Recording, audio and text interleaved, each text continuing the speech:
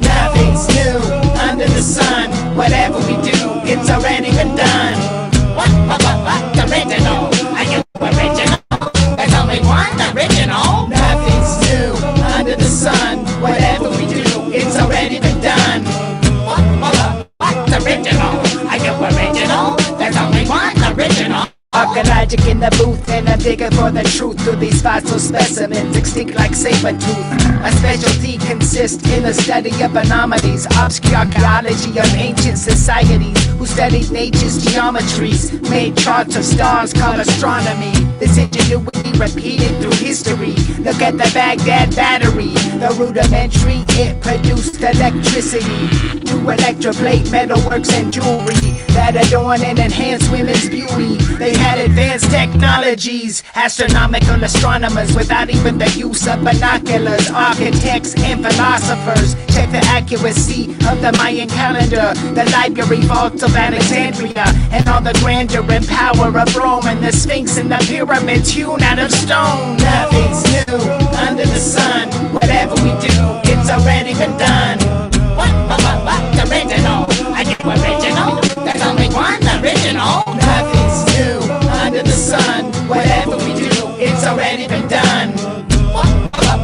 Original? Are you original? There's only one original. Look at the feats and the wisdom of the ancient sky-watching astronaut like calculations for demonstration of incredible inventions. I'll mention the Antikythera mechanism, an instrument of precision, a remnant remains with fragmented inscriptions that help navigations and sea explorations, just as ambitious as our expeditions. Machines and mechanical robots, ingenious, exquisite devices like steam-powered engines existed before modern man had the vision, repeated and lost in historic revisions.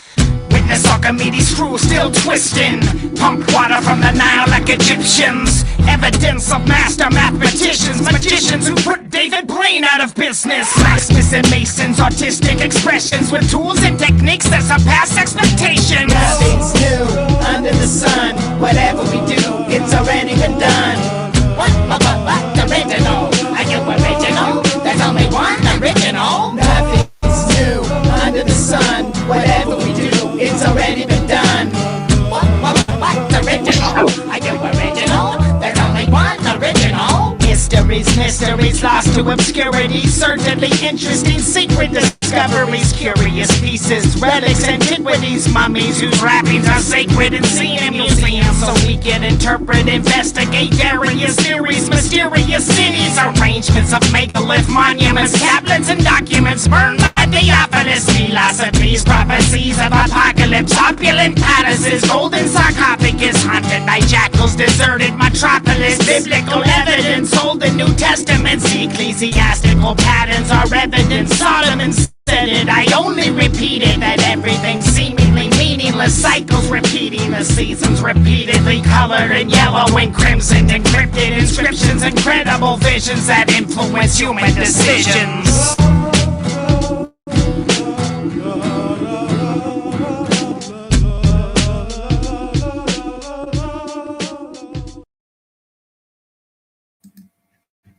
Welcome to another episode of Digging for the Truth with Ark and Neo. I'm glad you guys could be here. Wow, you got a lot of background noise there, Neo. What are you, outside? Let me check. How's that better? Okay. Worse? Yeah, that's better. No, that's better. Okay. Sound like a running stream or something in the background, or fan or something. Might be our pellet stove. Ah, okay. Yeah, that sounds I do a lot have a better fan on my so. computer too, so yeah, we'll take a look at that. Something. So that's better. So, how you doing? Just got in here just in time. For these who don't know, Neo popped in while that song was going, so we were going to start with or without you. That's right. No, it's going great. Waiting here, so good. Yeah, I'm glad sorry we couldn't do it the last couple of weeks. I know you've been having some issues, and with I know I don't know how much you want to talk about that, but your granddaughter in the hospital and stuff. But I think she looks like she's doing great now.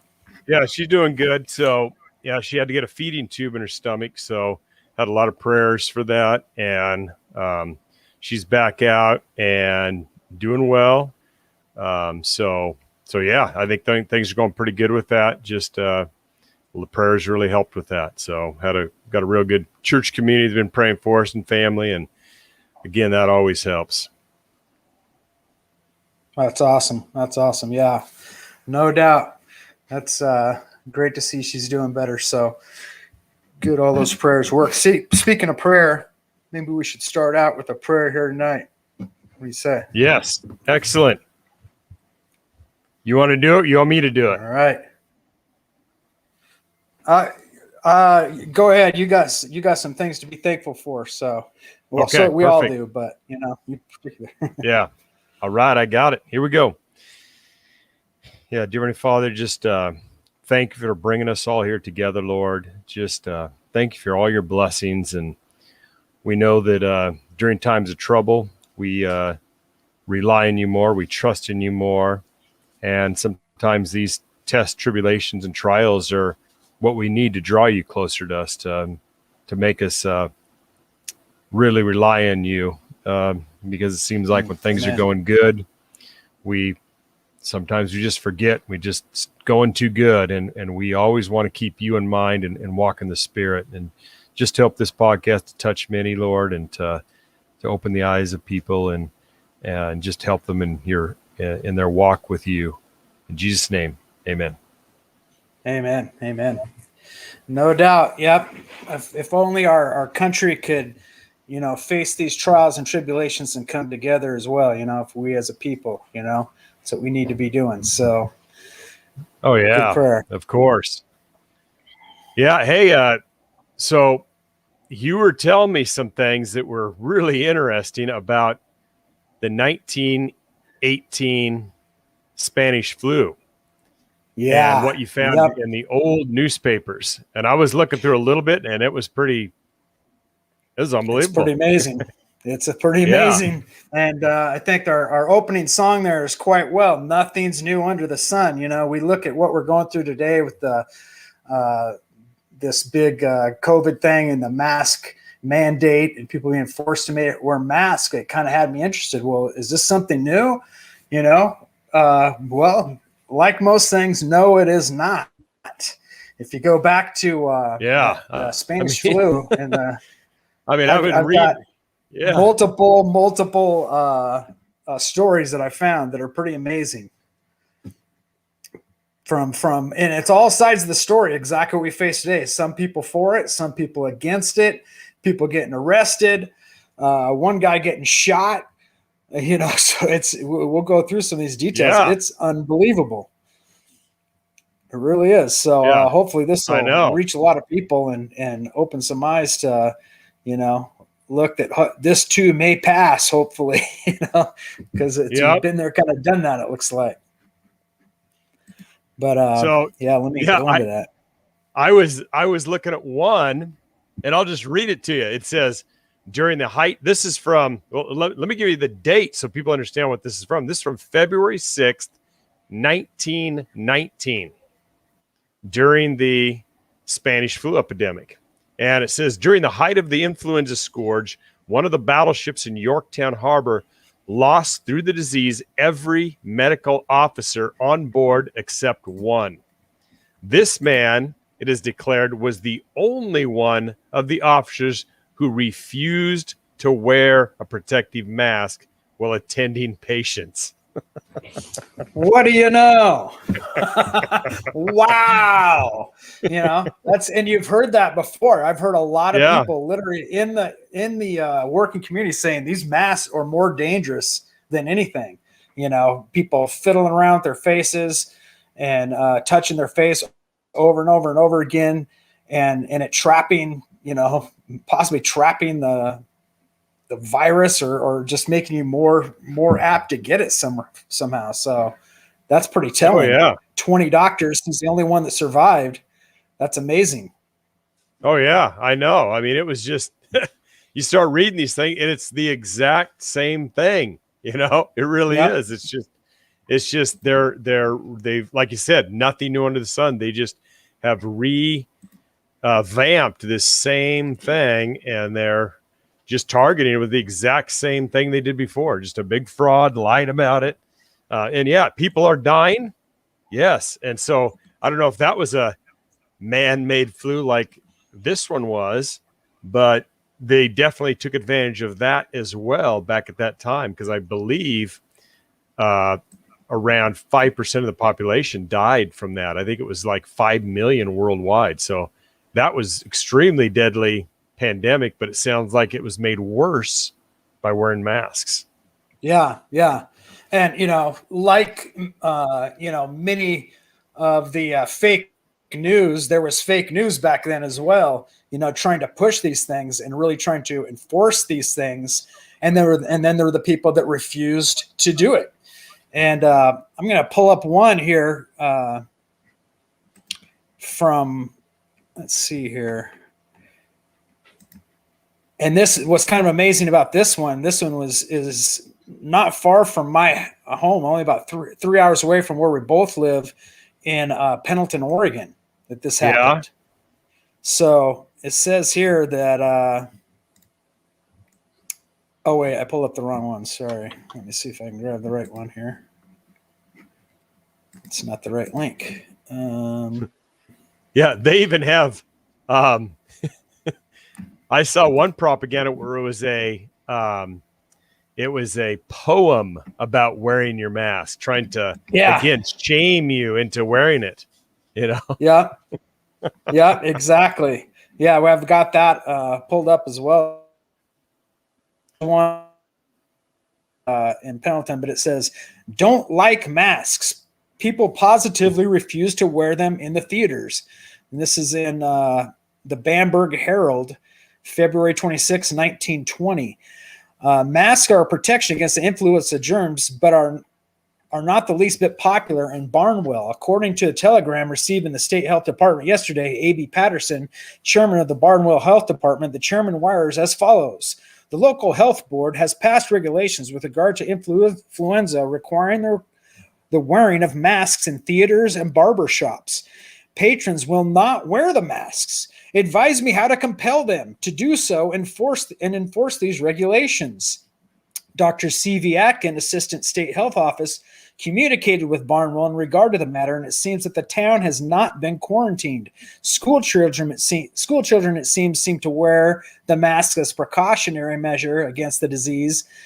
Unless the disease becomes prevalent in Barnwell, the state of health authorities will probably act only in an advisory capacity. Masks were worn to some extent during the fearful epidemic in 1918-1919, but they somehow gave the appearance of the wearer a slightly dissipated appearance, and some of them were such size that the wearers seemed to suffer from a toothache, and unmasked pedestrians were sometimes inclined to poke fun at the wearers, asking such frivolous questions as, "Who hit you in the jaw?" Masks also cause little inconvenience or no little inconvenience to tobacco smokers, and to see confirmed chewers attempt to adjust his masks while exporiating is a never failing source of amusement to wayfarers. So isn't that hilarious?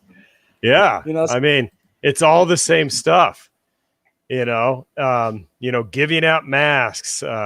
It's always, it's the Red Cross giving out 40,000 masks I'm seeing here. And some of the Masons were also big into it. So the Masons were actually part of the creation of these masks and getting the Red Cross, but they were the Shriners who were the one backing it. It says in this one article here. So yeah, it's crazy. Yeah, I mean, it's just I'm looking through some of these things. So they're also talking about 4 layers and even up to 10 layers on these as well. 4 to 10 layers of gauze. Yeah, it was a whole thought, and it's kind of like the flat Earth when you look into that. It's kind of interesting. I know I got a lot of people that believe in that, and no worries, all love. But what's interesting is if you look into almost all the mainstream narratives of it, most of them were literally word for word read from books from the 1800s that were really well written by scientists at that time who really believed that and had all kinds of arguments for it. Yeah. And so people just took it straight from that. Like I said, nothing's new under the sun. It kind of just repeats itself.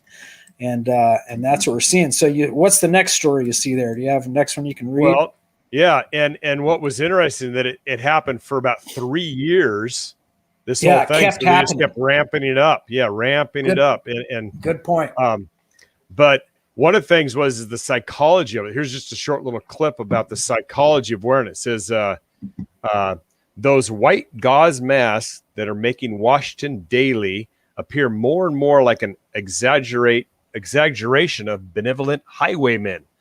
Looked curious and unsightly when they first appeared. They seem mighty sensible now. Nothing can look very funny once people get used to it, and once its usefulness is established, both these processes are simultaneous and rapid here. There is not the slightest doubt, say hygienic experts, physicians, nurses, and public officials, that these queer masks will do a lot towards making Washington influenza epidemic turn the corner. So even the same terms like turn the corner, cases, they were using cases, but you can hear the psychology and the fear that's used to do this. And like I said, these things are normalizing bad. It. Yeah. But then they're talking about how they look gruesome at first, but now, these people are. And that's awesome. Here it is. Yeah, Walter Reed Hospital talking about there where the people are getting there and giving it from Red Cross, and these hospitals are still around today. First thing. So yeah, backed by the Masons. That's the where it says the Masons are and the Shriners are kind of backing it, which is kind of fascinating, And I mean, it is amazing that how similar these things are. Now here's the one from Pendleton, Oregon, January 19th, 1919. And this is where they actually were able to change a law because we, the people, stood up against it. What do you know? Yeah. This is what happened. Listen to what happens when we, the people, stand up against unconstitutional mandates and laws. So barbers no longer need for face ornament. Restaurant men were confronted by trouble from employees. The provision of Pendleton's new flu ordinance requiring restaurant waiters, barbers, dentists, and workers and a number of other occupations to wear flu masks while engaged in their work was repealed at the last meeting of the city council last evening. The meeting was called a proclamation of Mayor Vaughn, and the proclamation stated the meeting was called for the purpose of repealing that part of the ordinance providing for the wearing of masks. Enforcement of the ordinance threatened to close a number of restaurants and dining rooms through the refusal of waiters to wear the masks and quitting their jobs rather than do so. That's what it takes, people, right there. People were refused to do it and they quit their jobs, putting these businesses, with no other choice but to either shut down or try to change this law. It goes on to say, the doctors of the city did not uphold the ordinance, in fact, themselves refusing to wear masks. And the restaurant workers and others required to wear them used them as leverage, taking the ground that it was not a proper requirement. The trouble yesterday, however, was precipitated by the arrest of Louis Pinson of the office lunch for failure to wear masks. Since the repeal, this case will now be dropped. So a guy had been arrested, just the day before. Oh, wow. Discussion before the vote brought out the fact that the flu mask provision was not in the original draft of the ordinance as prepared by Sydney Attorney Fee, but it was written in it before being passed at the request of a councilman. So it looks like somebody kind of slipped it in last minute. And it wasn't even voted upon, just like one guy slipped it in or something. Yeah. So they were able, because we, the people, stood up against it. The number of people to be allowed in the storerooms will still be limited to each 100 per square foot. And it also has a social distancing thing. It says here, people are transacting in businesses. People are not allowed to get closer than 4 feet to each other back then. Pool rooms are limited to 2 players per table, and churches can be opened provided that at least attendees are limited to one to each 100 square feet. Special officers for enforcing the ordinance. Wow. Special officers? Oh. Yeah, special officers for enforcing the ordinance together with quarantine regulations are continued as before. So there were some of these things were continued. They just were able to stop the wearing of masks. So yeah, amazing. I don't think people knew as well their rights as far as like, what is constitutional or not during the 1920s that much. I don't know if they were as educated about that or not. I don't know. And the other thing that's interesting about this, it's always the people that live in the cities that are the first to be propagandized because they're reading the papers back then. They're seeing it, so it's a psychological message as well. And then they all start doing it because, it's kind of like the kid in the classroom. If one kid raises his hand, even if the other kids didn't even hear the question, they'll just raise their hand like everybody else just because they want to be alike. Yeah. And so it's a psychological experiment. And who knows if they knew what they were doing or if they did it and it worked. So they went back to the same technique. Yeah. But here's another interesting thing that they mandated it on railroads and the electric company. So if you're on the railroad, everybody had to wear the mask and it was mandated.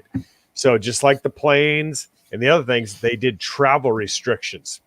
And the thing that's interesting is that during this time was the same time as the Bolshevik Revolution, where communism took over Russia. And so I don't know if there's a connection, but there could be because of this huge communist influence that was happening. And that seems to be connected to this as well, using fear, using a pandemic to take away the rights of the people. And then you also notice that they're giving away free medicine. They act like they're helping you. They act like they're doing good things. They're passing out these things. And a lot of people think they are, but the people in the country, they didn't wear masks. They didn't even know what was going on, and they didn't get sick. So it was just the people in big cities. Yep.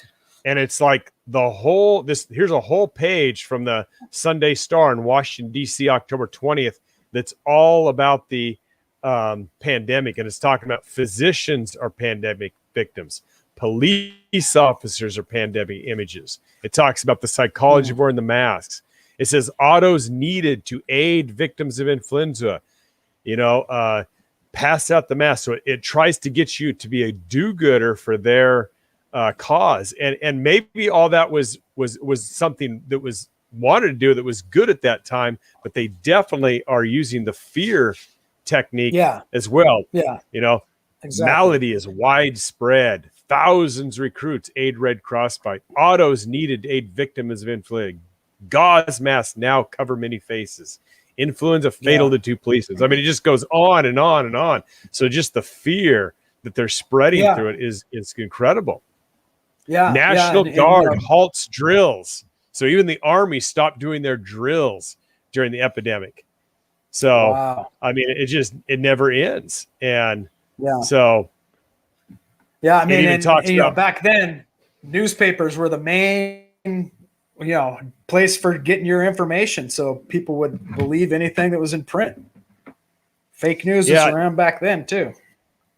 Yeah, and here's an interesting one. So it's probably good that they did this, but the psychological technique they used against these people was kind of what they're doing today. It was talking about some profiteers where some doctors were overcharging patients with huge bills that they normally didn't charge. And then the secretary says that, or the mayor of New York says that Here's what he says to him. These undesirable members of the community, these are the doctors that were overcharging their patients, whom he also referred to as shameless creatures. Maybe we can find some law to punish them, wrote the mayor. If not, we will advertise them in the world for what they are, and by holding them up to public scorn and contempt, pin a badge of shame on them that will last longer than their ill-gotten gains. So you can see how they use that psychology exactly the same. You know, the shame, I mean, you're bad. Yeah. And back then they were just more, much more honest, basically, is what we see in these old newspaper stories, which is kind of amazing. They just honestly tell it exactly how it is. This is exactly what we must do. This is why, what the psychology is of it. And, and it looks like people were testing whether this was true or not, because, in one of those stories, it was saying people aren't having a sickness in this city, and that's why they're refusing it.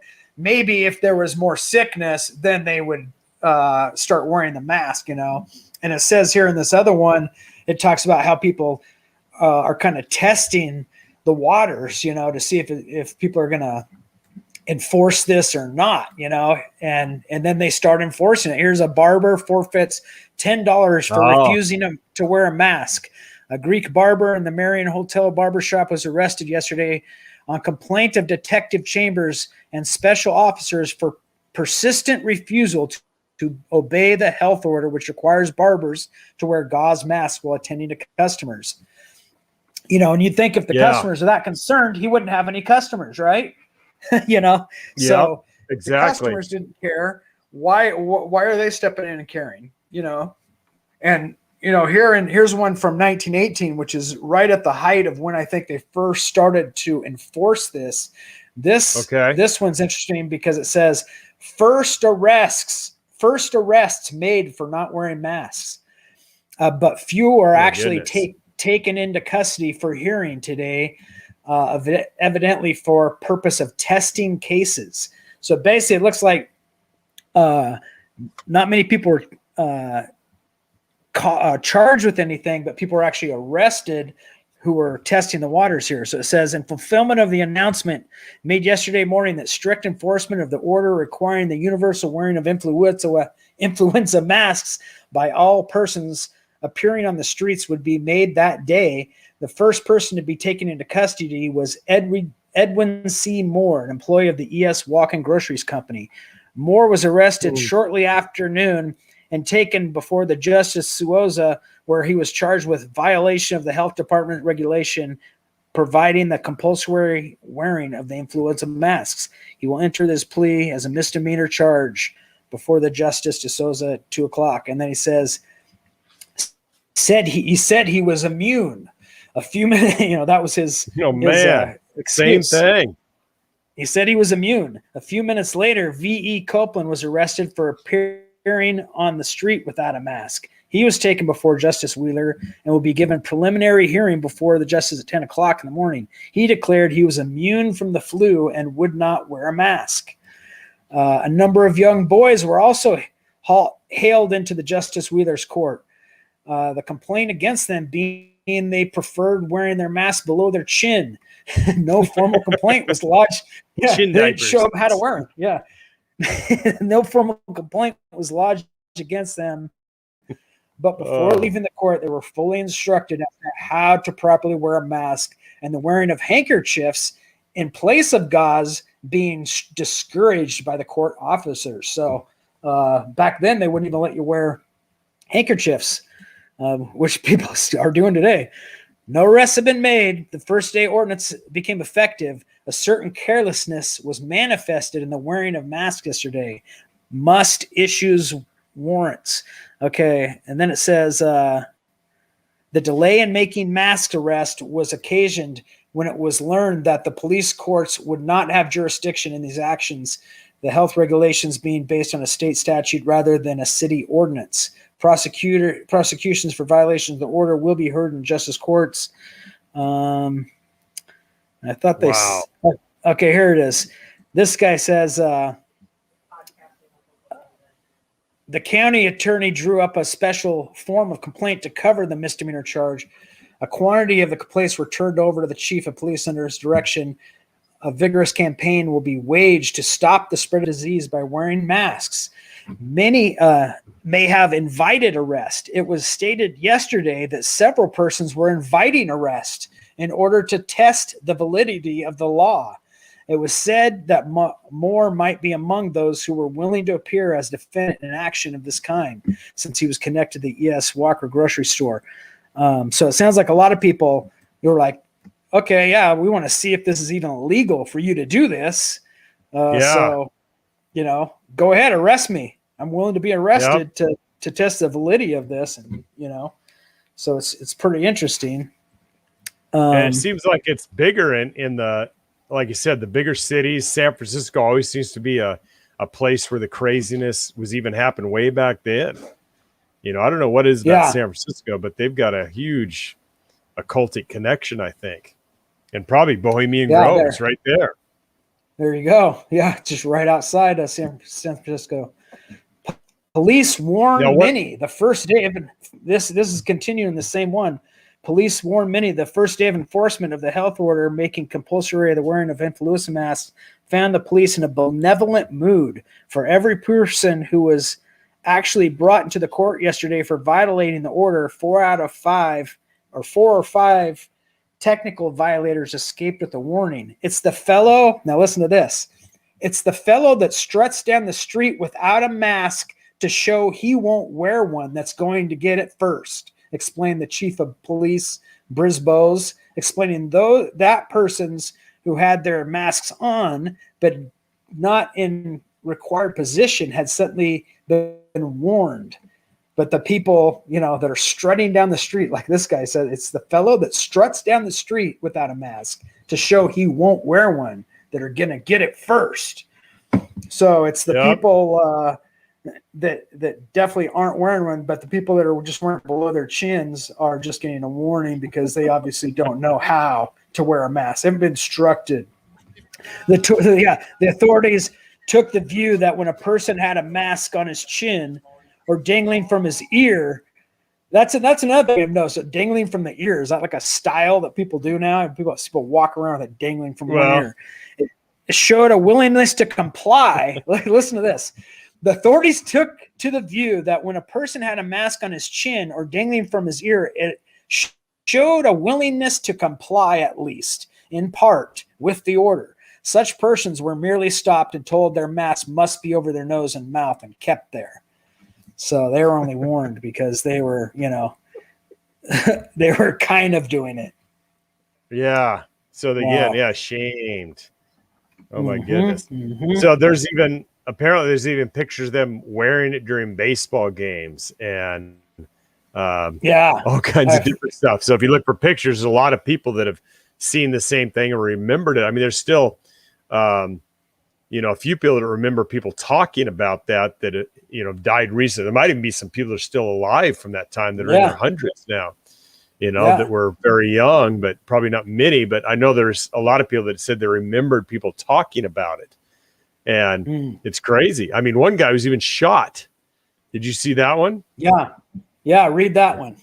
Okay. So this is from October 29th, 1918. So this is from San Francisco.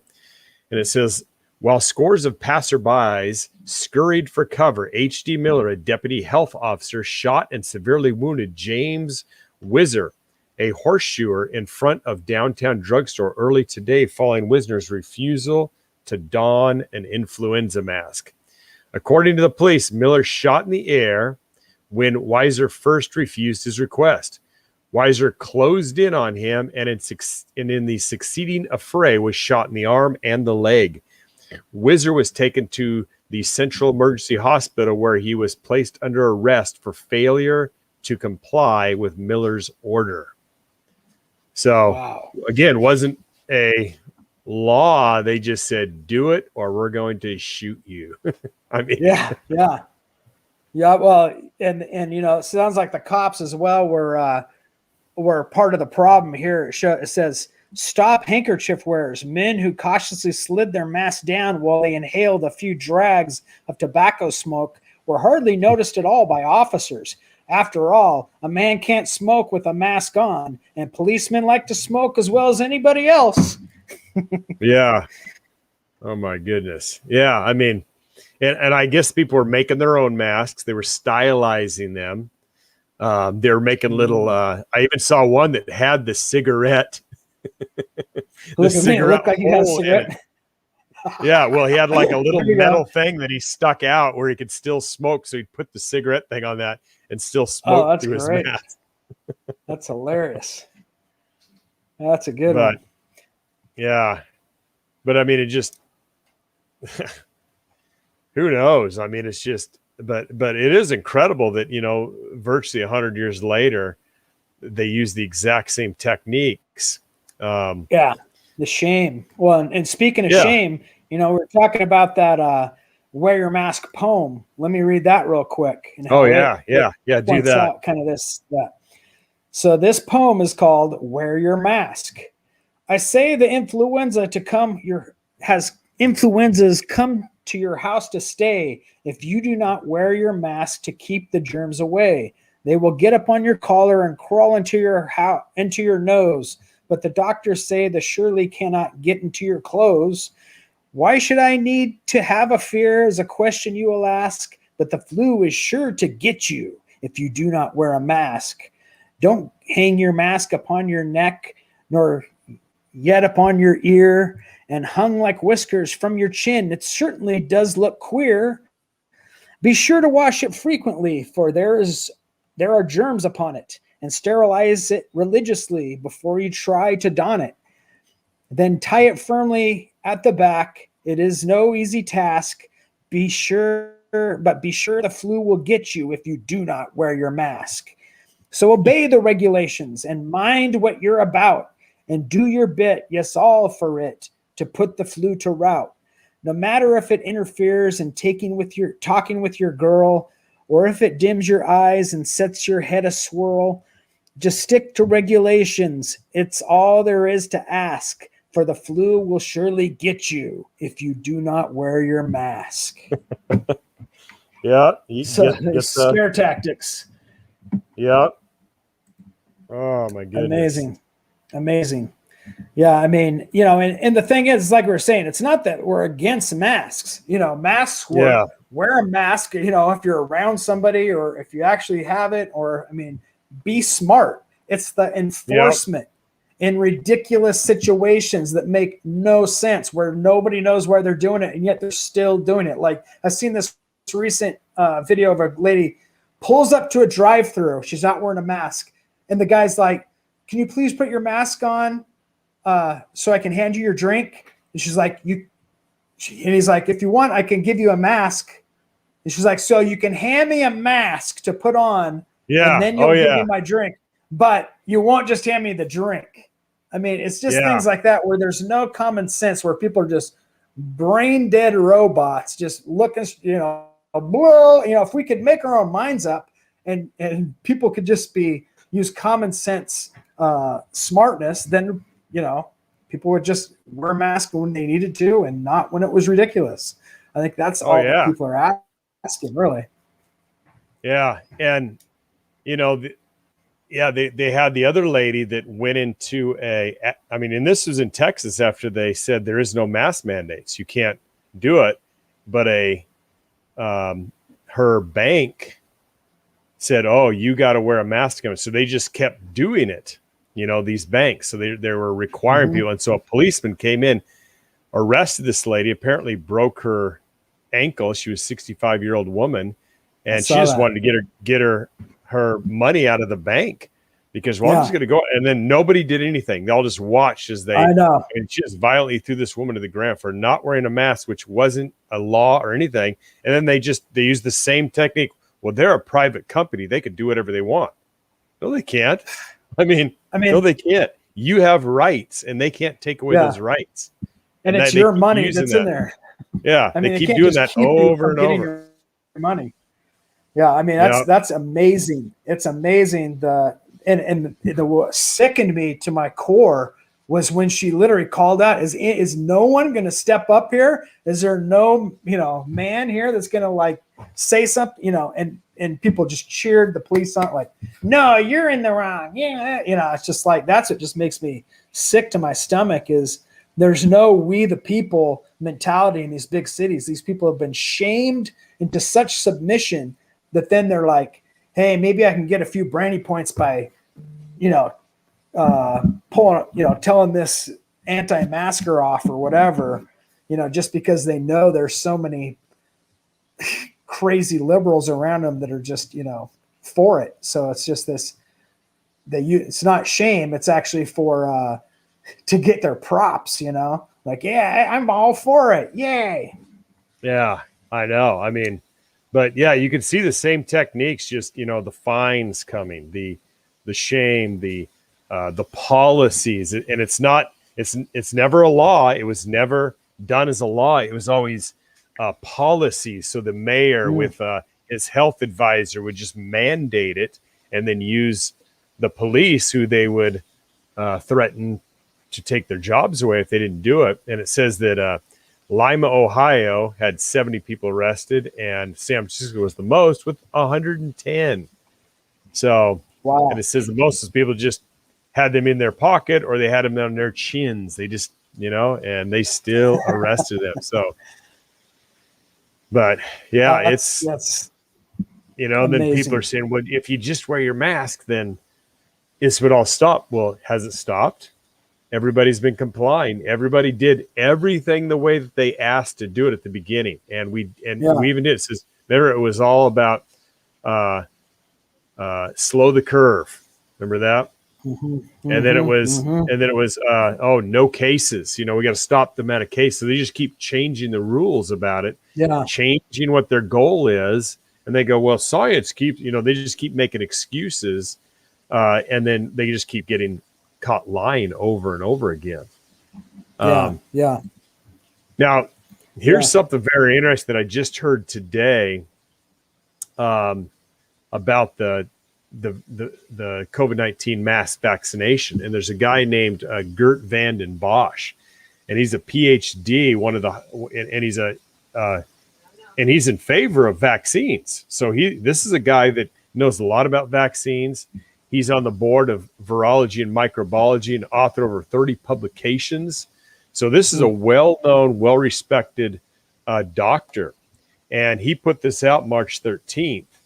And he basically said, halt all COVID-19 mass vaccinations immediately. And he sent this to the WHO, to the World Health Organization. So he is extremely concerned about what's going on. And this is what he said.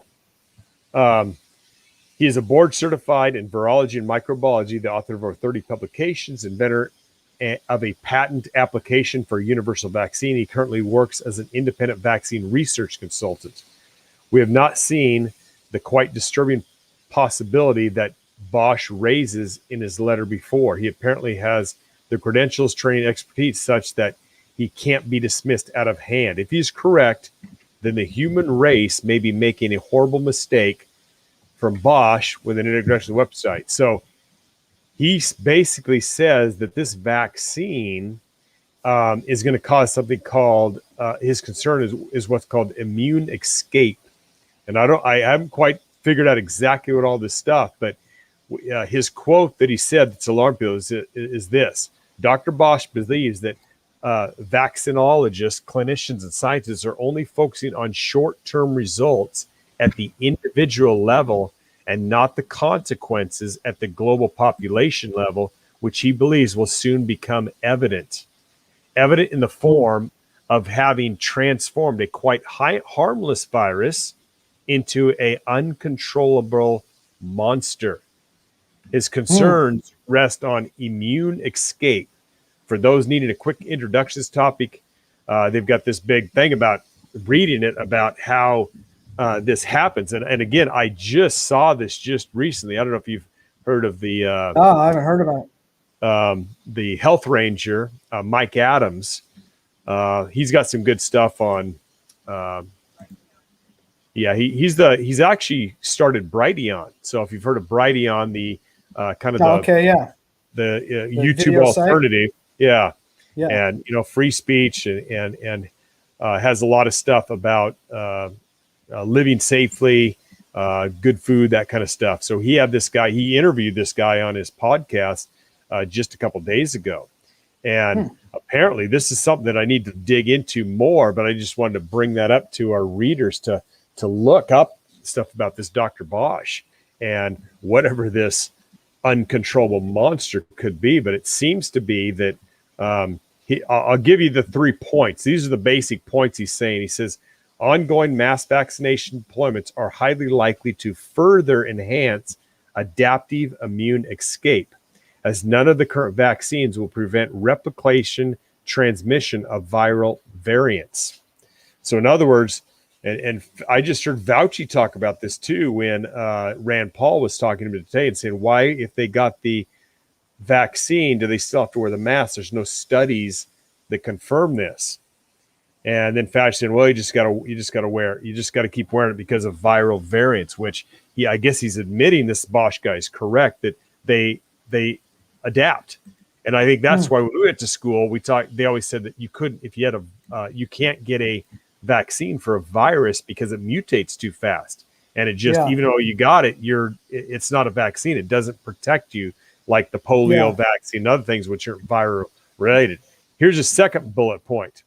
As such, the more we use these vaccines for immunizing people in the midst of a pandemic, the more infectious the virus will become. And with increased infectiousness comes an increased likelihood of viral resistance to vaccines. So I think what he's saying is kind of what has happened. And I don't know if I've talked about this, but one of my friends is a wrestling coach. And if you remember what wrestlers have to do, they have to clean the mats to stop MRSA from spreading. And that's bad. It was always that they swept them, and then they used to use just hot soapy water, and they'd clean them after every practice. But then somebody had the great idea, well, let's spray them with this super duper killer anti-germ, like antibacterial. Antibacterial thing. Yeah. And the MRSA spread like crazy. And what they found out was that soap and water knocked down everything. It knocked down it didn't kill all the virus, but it knocked it down enough where you wouldn't get enough of the MRSA virus to get an infection. But when you put this super antibacterial stuff on the wrestling mats, it killed all the easily killable MRSA viruses. But then the ones that survived then bred together, creating a super MRSA virus, which couldn't be killed by this same chemical. And so they had to completely stop doing that. And I think that's what might be happening with all the spraying. They're spraying doorknobs with these super things instead of just wiping them off. And because you can't ever get everything off, you can't. It's like the old saying where, kids that are in completely like sterile environments are more likely to get sick. And then kids that have pets in their house, they're crawling around on the carpet. They are actually have better immune systems. So I think that's what he's talking about in this, is that they're going to breed a super version of COVID. And that's what he thinks could become this killer monster that we can't stop anyway. Yeah. And I think he could be right. That could totally happen.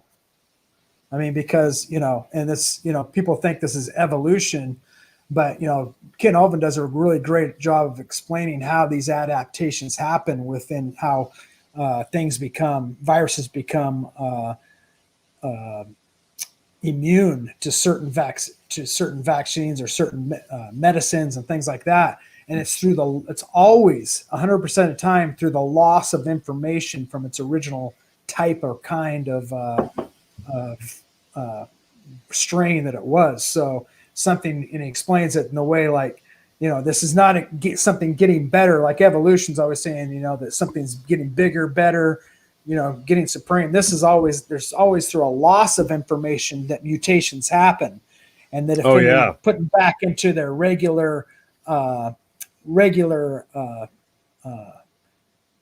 system or regular environment, that it would adapt right back into its original kind. Kind of like a simple explanation is, we got pugs and chihuahuas and all these kinds of dogs that we've bred, but none of these kinds would ever last if you put them back in the wild. You threw all these dogs back in the wild after 100 years, we would have just a very similar looking kind of dog, and it would look a lot like a wolf or a Chinese dog like they have over in China.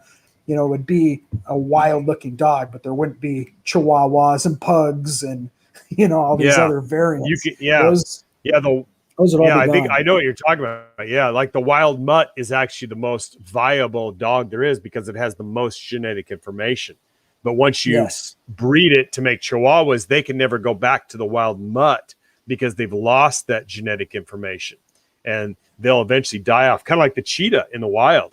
The cheetah is so isolated, and that's kind of what we talked about before about hybrid vigor. You know, when you cross breeding pairs, but they're from vastly different parts of the country, but they can still interbreed. Their offspring, especially that first generation, is much stronger than both parents. So they call that hybrid vigor. Yeah, it all goes back. If you guys are interested, check out our earlier podcast talking about the flood and Noah. We talk a lot about this and how the original kind of creation, of God's original kind of creation, it was always the best. And that's why we see in the pre-flood world giants of everything. It wasn't just giant, Nephilim. They had giant plants, giant trees. Everything was larger in size because it was not only a different environment, but these were closer to the original kinds back to creation. So yeah, we even did an interview with a very interesting guy. I think he had giant ancestors. That's right. What was that guy? I can't remember his name now. That was about 4 or 5 years ago, but he was really interesting. He actually has a museum where he has all these giants of just about every type of creature. And he just kind of goes into that about how there was all these different greater ancestors. That's what it was. Yeah. Yeah. Greaterancestors.com. Yeah. So that's the guy. And I've actually been to his museum, and I think he's moved to a new spot now, but real interesting guy and very knowledgeable. So I'd ask people to get to talk about that greater ancestor. What's the name of the guy that ran that? I'm trying to remember what his name is now. I'd have to look it up here. But he talked about greater. Was it Chris Leslie? Is that what it was? Yeah, Chris Leslie. That's it. Chris Leslie. Yeah. Yep. Excellent. Yeah. Chris Leslie. Yep. So we've interviewed him. Great work. So yeah, he talked about the humans, the technology, and the animals, and just had a lot of interesting information that is not in very many places. So he really has a unique niche in that type of subject matter. Yeah, absolutely. Very interesting stuff. Yeah. It's interesting how you're talking about this mutation happening within right after these vaccines are being given. And it's not only that, I'm hearing directly from people that work as first responders that there literally are all kinds of people dying in nursing homes right after they're getting their vaccine or within a week of getting their vaccine. And this stuff is going unreported because they are so elderly. It's just another old person dying. But literally, this guy has seen it firsthand that this is the people that just took the vaccine that are getting killed.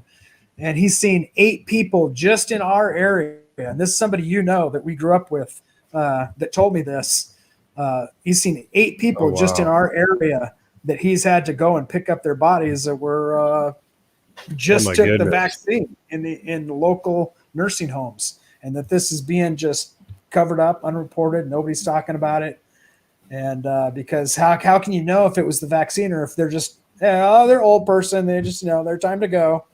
I mean, this could be a mass extermination, just kind of like, abortion with black people, having an underlying kind of backdoor motive here for taking out a bunch of old people. Oh, yeah.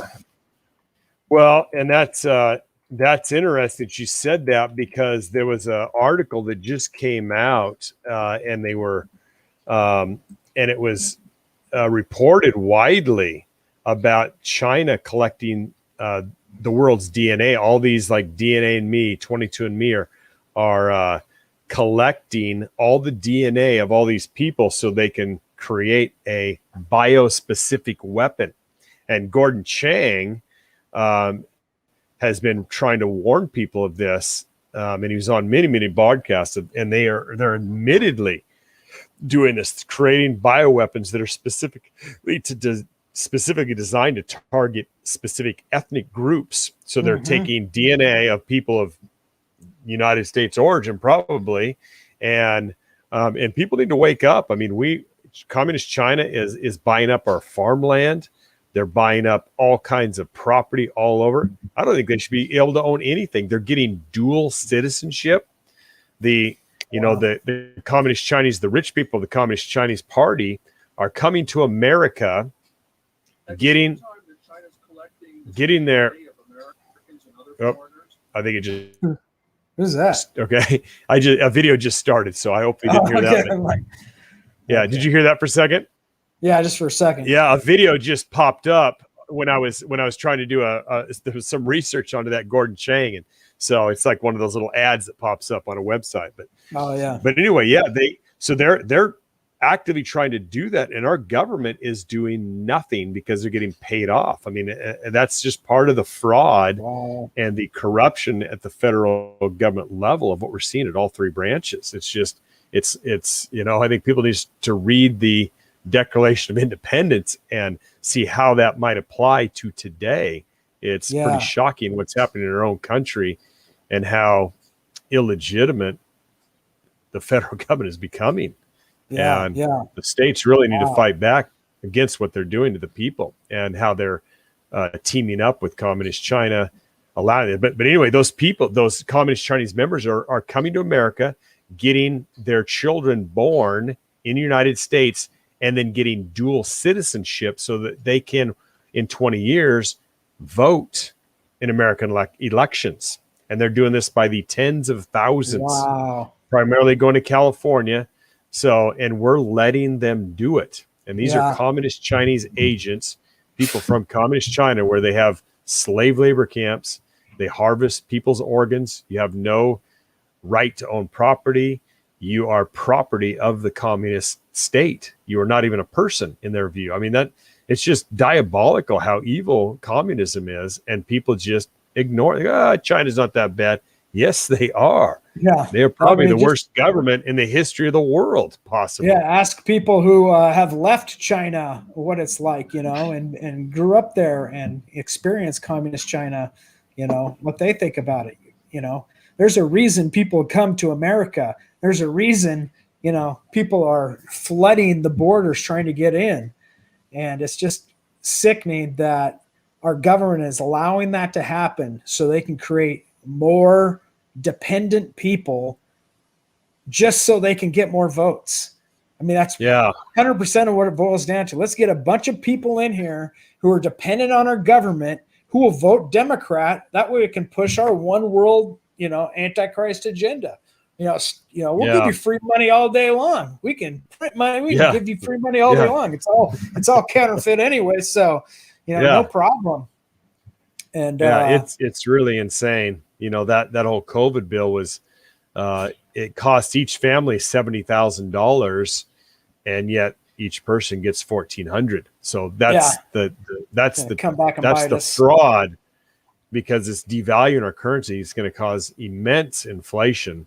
You've already seen since the election, gasoline has gone from $2.30 to today it was $3.10. So 80 cents in 2 months? I mean, it's like nitrile gloves. There's so many things like this. Nitrile gloves and latex gloves, for instance. Now, I go and buy these from Harbor Freight. I used to be able to get them for I think it was $7.99 for a huge box. Went there the other day, $19.99. $19.99, and they have a giant sign up saying, "We are not making any more money. This is what we're being charged, and as soon as the prices decrease, we'll decrease our prices as well." And because I use gloves for my chemicals that I work with, and I'm molding and casting all the time, and so I need these gloves. Man, I'm having to wear my gloves 2 or 3 times now just to get more use out of them if they're going to be that expensive. Yeah. Because that's just nutty. Yeah, I mean it really is insane, and people are, most people will continue to march towards the edge of the cliff and just march right off because other people are doing it too. So we gotta, we're just a lemming type society, and most people aren't going to make it. I mean, we're in survival mode right now, and if this is the Venezuela tactic, which I think it is for the color revolution, we talked about this before, we got about 18 months, and we can expect this fall to be food shortages. And in the big cities, that's going to cause unbelievable terror in the big cities. And in Venezuela, there was reports of cannibalism. They raided the zoo and killed the zoo animals to eat. People just ran out of the cities because they were just people will do anything when they're hungry. So they will give up every right they've got. Yeah. And it'll happen in the cities first. Then they went to the outlying areas and just commandeered people's homes or took them over and destroyed farmland because they wanted some. I mean, and this has happened many times. And there's a very, very good chance that it's going to happen here, especially with communist China, who has bought up just immense miles and miles acre. They're the second largest farm owner in the United States. Is communist China. Guess who first is? Bill Gates. Bill Gates. Yeah. And Bill Gates. Yeah. He's a eugenicist. He wants to decrease the Earth's population by 90%. That's his stated goal.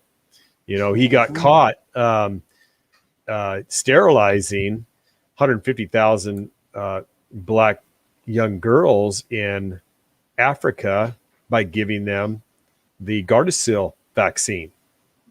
And he was on record in 2010 saying that for us to be able to combat climate change, we need to reduce one of 3 things: population, birth rate, or energy production. And he said one of these has to go near zero for us to be successful. So which one of those do you think we should get towards zero? Population, exactly. Birth rate, and I think they're attacking all 3. 90% of people to die. Yeah, 90% of people they want to die, according to the Georgia Guidestones and what the writings of what many of these people have said. They are admitting it. This is part of their foundational belief system, and I think that's why this whole global warming, climate change has been such a thing that they want to campaign with, because this is their way to make evil humans the pestilence that has like corrupted our Mother Earth, and all we have to do is get rid of more humans. If we can just kill more humans off, then our Mother Earth can survive, and we can go back to the ancient ways, where we worship nature and become druids or something. Who knows? Yeah, well, and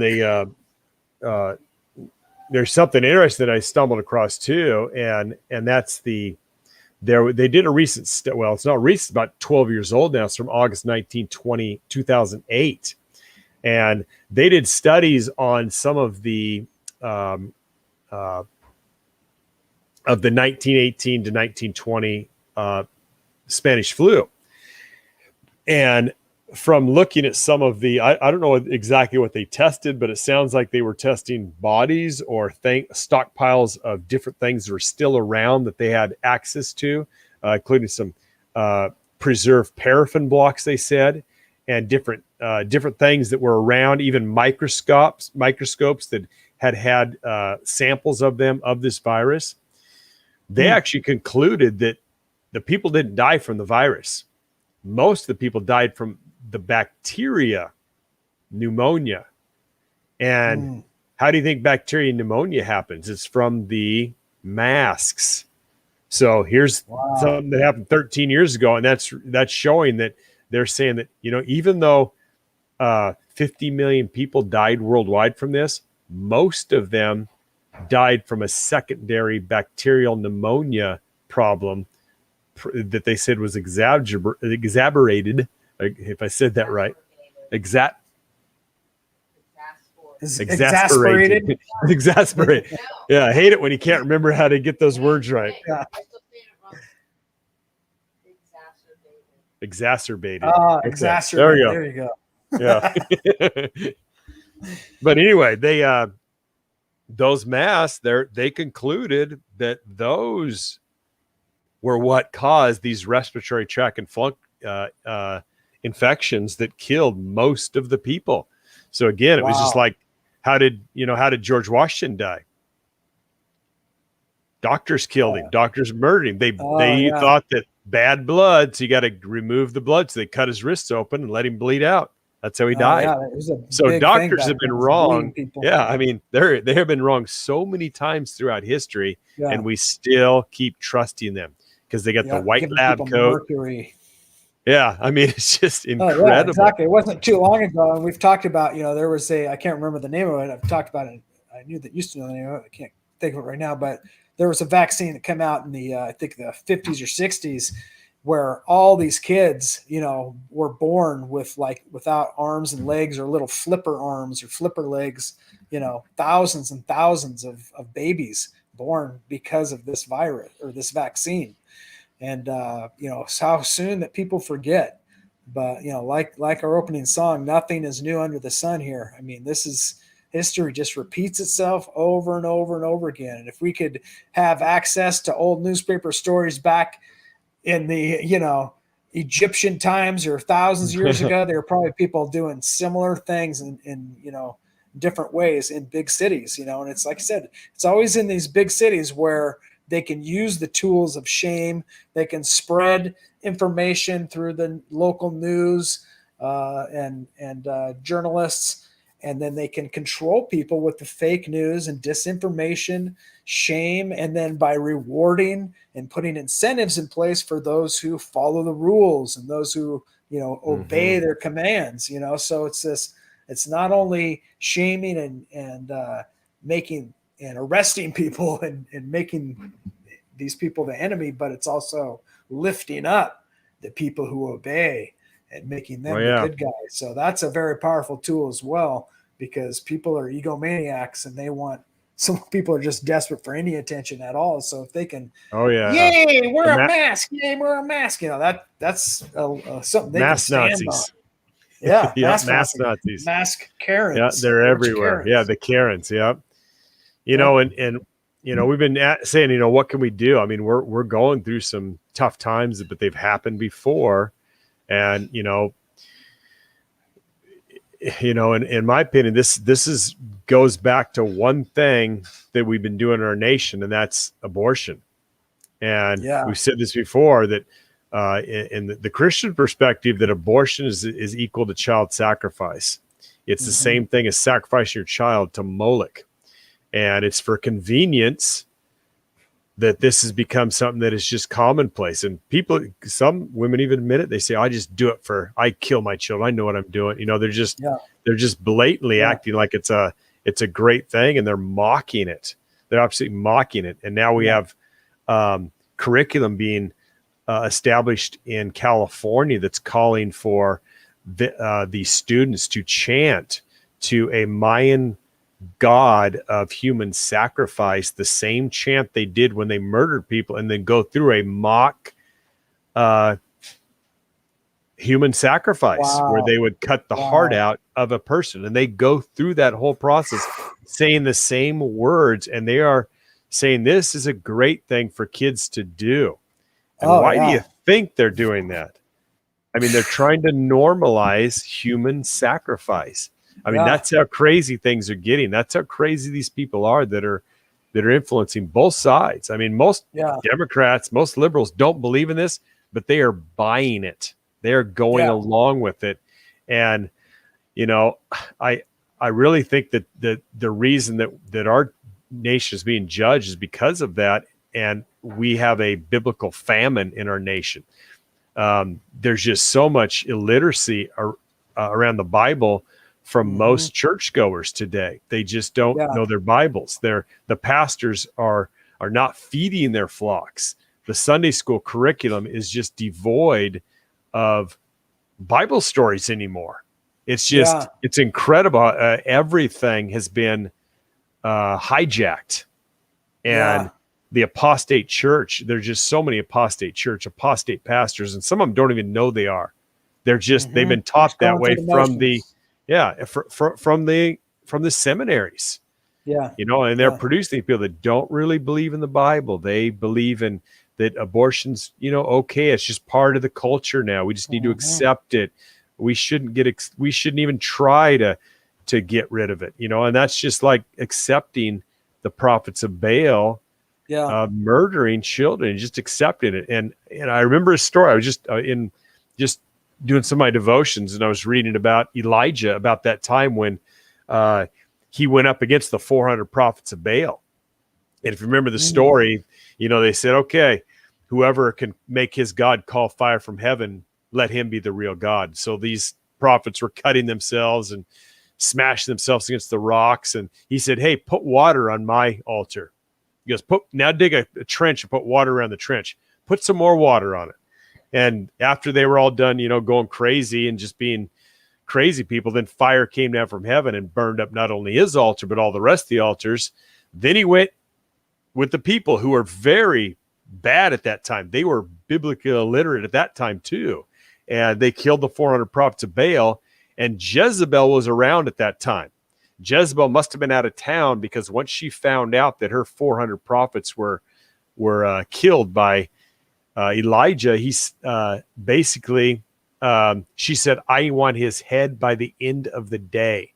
So he ran to a cave, and God spoke to him in that cave. And Elijah said, I'm the only one left. If I die, you'll have no one that's your worshiper. But God told him, he said, I still have 7,000 who have not bent the knee to Baal in there. Go back and preach. And he went back, and they kind of took that country. But see, a lot of times we think we're alone, like we're the only ones, but there's still lots of people out there, lots of people that feel the same thing, and they haven't been changed. But, I've been thinking more and more, and been led more and more, that we really need to try to influence our Christian friends who are in these apostate churches, read the Bible to them and convince them to read the Bible, talk to them about the Bible, because they don't know anything.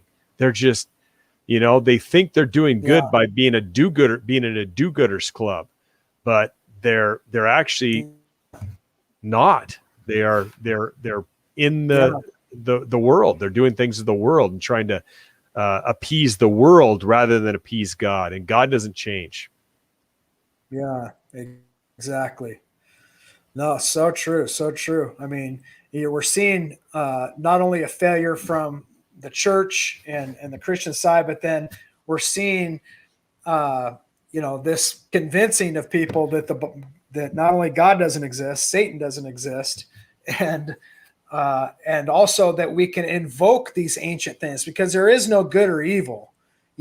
So having, I've heard people calling for, you're going back to this Mayan ideology, calling for literally a Mayan renaissance. They want to bring back the Mayan gods, and they're invoking these names, and that's why they're doing these chants.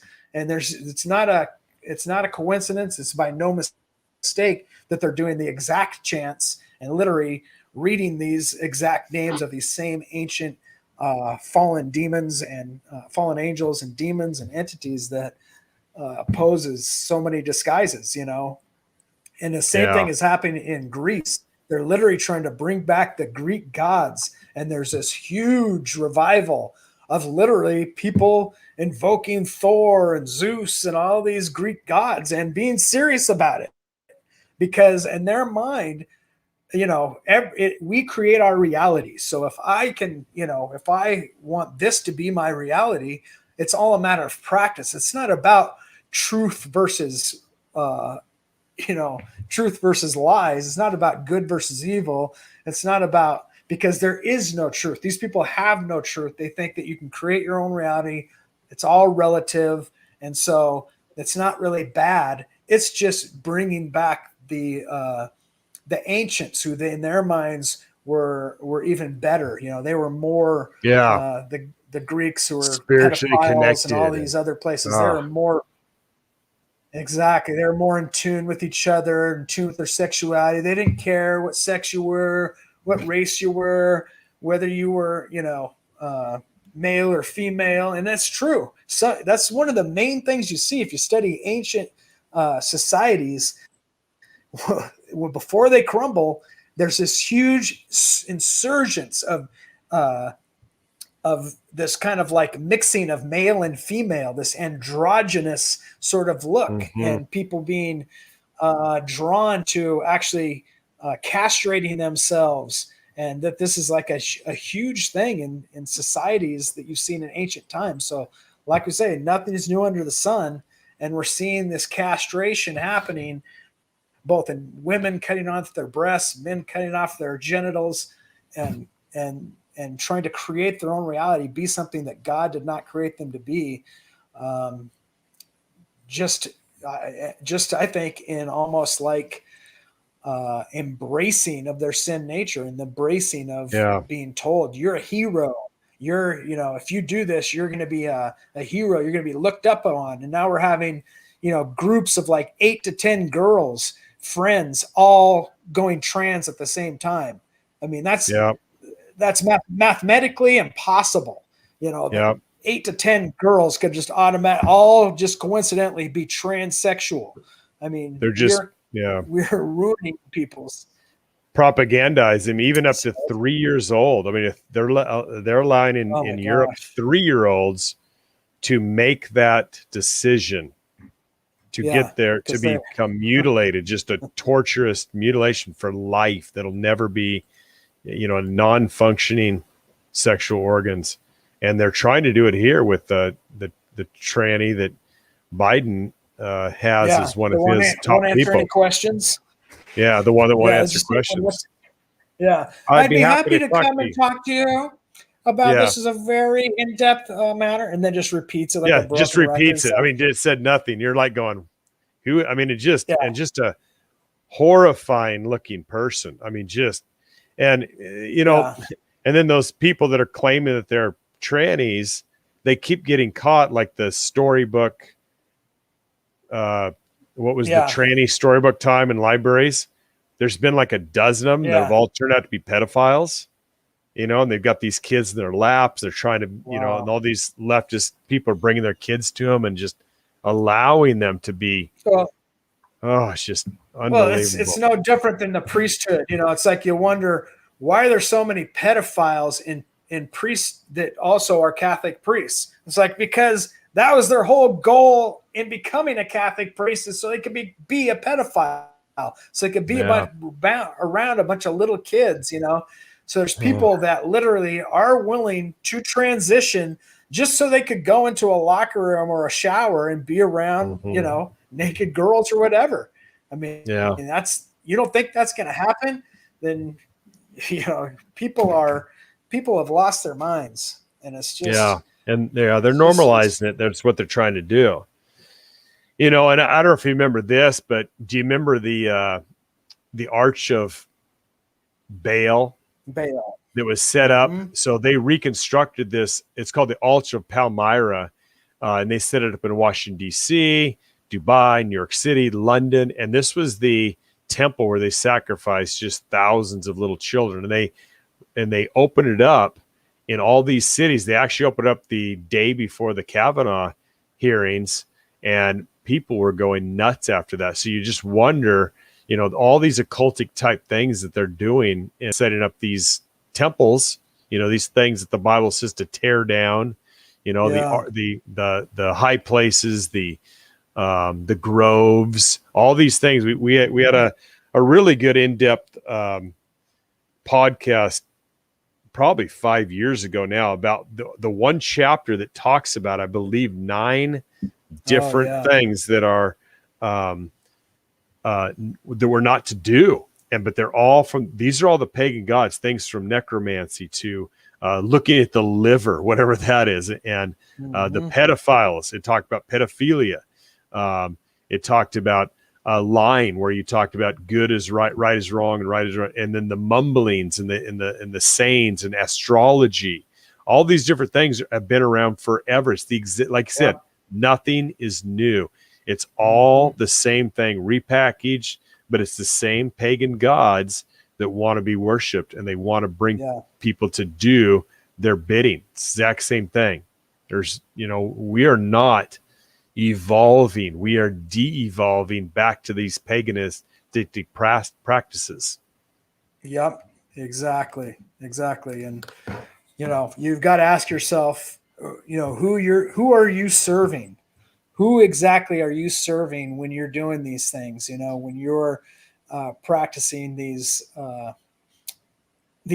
practices that people may get into, whether it's astrology or tarot card reading or literally getting into Satanism or anything. All these people that are getting into New Age type ideas and all these things, and the invoking of the ancient gods and Aztecs and Greeks, all these things are happening around us. And these people think that I'm not really, I don't really believe in any of this. And it doesn't really matter whether you believe it or not. If it's true, it's true. And if there's demons posing these things that get power from this stuff, then it's going to happen whether you like it or not. And yeah, I mean, it's interesting, and I've been confused about this in the Bible, but it talks about like there was prophets that were not good people, like Balaam, that were used by the king to prophesy about things, but they were trying to do them against and use them against God's people. And so the king tried to use them as in these bad ways, but it's tapping into this. But there's, we talked about this testing of the spirits last time, that we need to make sure that they admit that Jesus Christ came in the flesh and is God, and all these other things. Even though there is power in them, there is power in evil. There is demonic spirits that can travel around. They can actually see somebody writing something, and then they can travel to another person that thinks that they're getting some projection or some new saying from but it's from a demon that saw something be happening at another place, another time, and then they think they're getting some new revelation from them, but it's big trickery. They are extremely intelligent, much more intelligent than humans. So we have to be on our lookout, and prayer is so powerful. We've got to continue to pray. We got to stay in the Word of God. We got to read the Word of God and pray, and just show love to people. That's really the only way that we can get out of this. There's really no hope from our politicians, from our Supreme Court, from our federal government, from our representatives. It's too late for that. Yeah. I really think that God is the only one that can save our nation or the world at this time. And maybe we're in the end times. I don't know. I mean, we're not going to set dates here, but we could be right on the edge of going into that 7-year period. Yeah, there's a lot of things in place, definitely, that seem like we are in the season. Like I said, we can't know the date and time, but we can possibly recognize the season through the signs that are happening. So there's some things that are put in place that are only come around once in a while, and the fact that it all is lining up to happen as within like 7 years, like you said, or things that could be happening and unfolding behind the scenes that we may not fully know about, that are just going to be sprung upon us. So I'd say we got to be prepared for anything, and but also know God is in control. And this life is a blink of an eye compared to eternity. We've had a good one so far, a good run so far, and if we got to go out in the end and live in the end times, so be it. We'll just charge ahead and put us at the tip of the spear as far as I'm concerned, because that's how I want to go out. Is we were here for a reason. I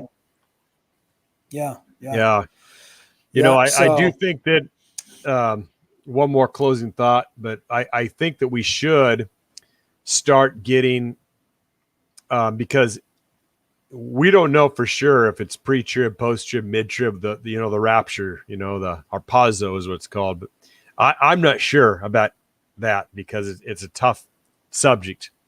Either way, we're going to have to trust God, but I think we do need to start networking with fellow Christians. I think that's going to be very important to rely on neighbors, other Christians in your area, because I really believe that travel is going to be restricted. I think getting food is going to be very difficult. I think that there's going to be a lot of people that are going to steal from other people. People from the cities are going to be going to the country and terrorizing people. And we really need to start getting together and talk to your fellow neighbors, your fellow Christians around you, and talk about what things that we can do if something like this happened. If everything's shut down, we can't drive, we can't, bicycles. I was thinking about that today. Walkie-talkies, charging batteries with solar things. I mean, it could go no power, no water. We're just we have to try to find a place where you can survive and still try to do God's work and help people if you can too, but you got to help yourself before you can help others. Yeah, no doubt. Great point. I've gone and saved lots of survival videos on how to, make electricity, make, use solar stuff, all these kinds of things. And, just downloading it and having those videos, actually the actual full videos saved on my computer. So if we lose internet and lose power and everything, I can maybe charge up my computer some way and have access to still learn a lot of a lot of information that we may need at a certain time. So there's a lot of things we can do to prepare.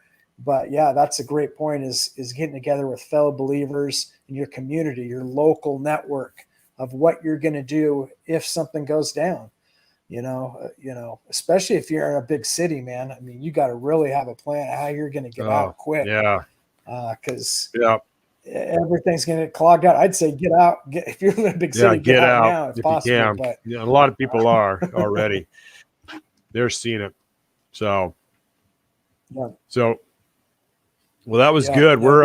We've got a little longer than before, but I thought that was a good thing. I thought it was really interesting to find that information from the old newspapers and how it relates to what's happening today. Yeah, absolutely. I hope people find that interesting. And I was recently on Canary Cry Radio or Canary Cry News with Gons and Basil. Canary Cry, if you guys are familiar with them, definitely go check that out.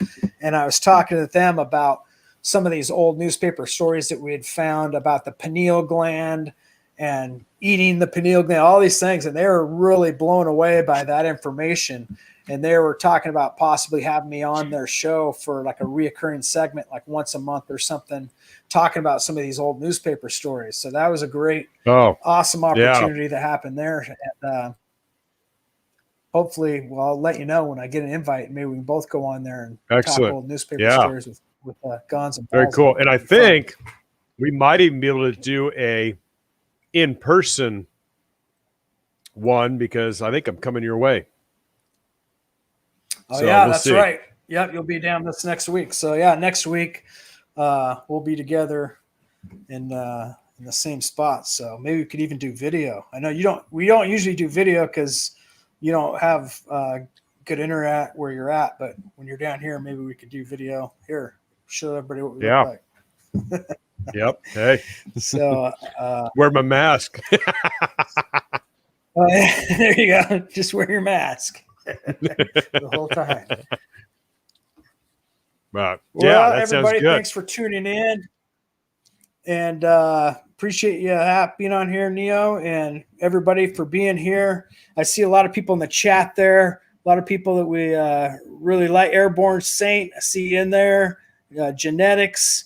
I saw Aaron Moffat in there earlier, and lots of people that I recognize, and lots of people that I don't know that well, but glad you could all be here. And thank you. We're going to close out with a video and song. Yeah, thanks for being here, man.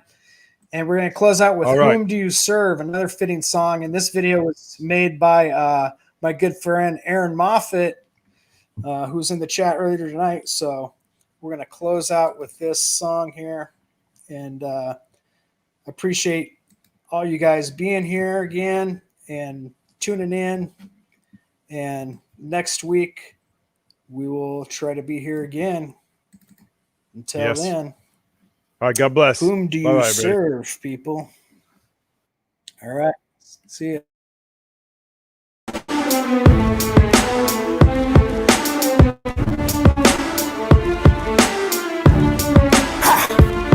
Do you trust in his word? Who or what do you worship? For whom do you serve is the ultimate question. Cause if you're not on the side of Jesus Christ, you are against him. No one serves two masters. It's either one or the other, either gather or scatter. Any kingdom divided against itself will not stand. You must first find the strong man, then you can plunder that kingdom. Take back what was rightfully yours, full dominion. It's not just my opinion, but the word of the Lord, so make your decision. In his timing predestined, that no man nor the sun nor the hour is written, not even angels in heaven. Anyone setting dates and times, take heed and listen. The very hour we think that he will not return, the Son of Man cometh. None of us know of that moment. Only the Father in heaven has this bestowment. All the rest are false prophets. Even if they seem honest, their works must be flawless. 1 John chapter 4, 1 through 3. Test the spirits before you agree. These words enlisted to bypass confusion. God's assist is to cast out delusions. Prophetic signs that will come in the time of God's plan. Tell me, where do you stand? Do you trust in his word? Who or what do you worship? For whom do you serve is the ultimate question. Cause if you're not on the side of Jesus Christ, you are against him. Trust in his word. Who or what do you worship? For whom do you serve is the ultimate question. Cause if you're not on the side of Jesus Christ, you are against him. No presumptions or hunches are needed. No conclusions to add is completed. Every word that is spoke must all come to pass. A future said in the past. Avoiding all substitutions, and don't assume something's true cause it says that it's Christian. The enemy seeks division, and he enlists many minions who use their religion. Those infected with selfish ambitions, signs and wonders, charlatan Christians, villains who waste many millions just to feed their own egos on frivolous living. Those artificial false prophets who are filling their wallets and lining their pockets. We expose their hypnosis and their counterfeit pulpits is all hocus pocus. Deuteronomy 18 verse 22, dividing lies from the truth. Hey yo, come let us reason together. Let's divide the word, rightfully sharing this treasure. Recognizing, believing through the signs and the times, understandeth the season. Those who depart from his word, neither hot, neither cold, lukewarm. Whom do you trust in his word? Who or what do you worship? For whom do you serve is the ultimate question. Cause if you're not on the side of Jesus Christ, you are against him. Trust in his word. Who or what do you worship? For whom do you serve is the ultimate question. Cause if you're not on the side of Jesus Christ, you are against him.